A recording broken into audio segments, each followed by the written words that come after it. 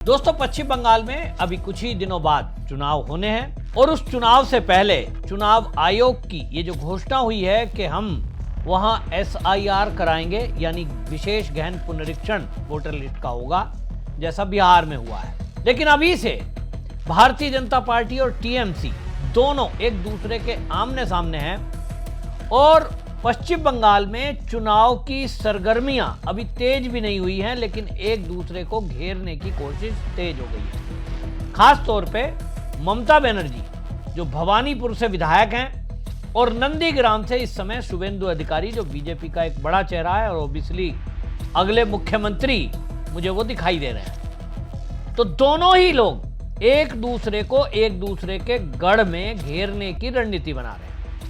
शुभेंदु अधिकारी बीजेपी के नेता हैं और उन्होंने पिछले चुनाव में भी ये कोशिश की थी, लेकिन वो कोशिश इसलिए काम नहीं करी कि जो भवानीपुर सीट है ममता बनर्जी का, वो गढ़ रहा है और कम से कम पिछले 20 साल से तो वो गढ़ है। गृह उसको बोल सकते हैं, गृह जनपद, गृह विधानसभा, और इसलिए कोशिश की, लेकिन उस कोशिश के लिए समय कम था।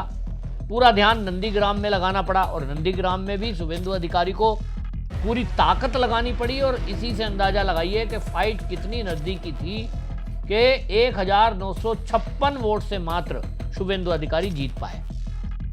तो वो इसीलिए है कि TMC में थे, फिर बीजेपी में आए, तो एक जैसे ममता बनर्जी का तरीका है और जो TMC का काडर है, उस सबको कहा गया कि देखिए ये हमारे साथ धोखा करके गया।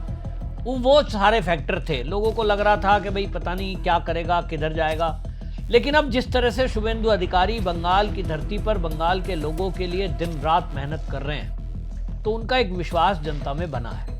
दूसरी तरफ ममता बनर्जी एंटी इनकम्पेंसी तो है ही अपनी जगह, लेकिन जो TMC की गुंडागर्दी है कार्यकर्ताओं की, और जो भ्रष्टाचार है, और खास तौर पे मुस्लिम तुष्टीकरण, ये 3-4 ऐसे मुद्दे हैं जिस पर इस बार के चुनाव में ममता बनर्जी का जाना लगभग तय है। और ऐसे बीच में ममता बनर्जी को अपना गढ़ बचाना भारी पड़ेगा।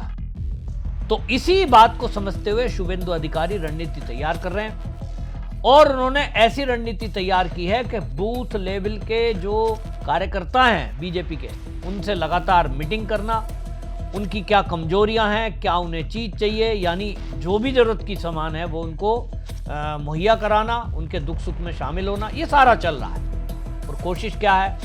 कोशिश है कि ममता बनर्जी को बंगाल का जब चुनाव हो तो उनको भवानीपुर में घेर लिया जाए।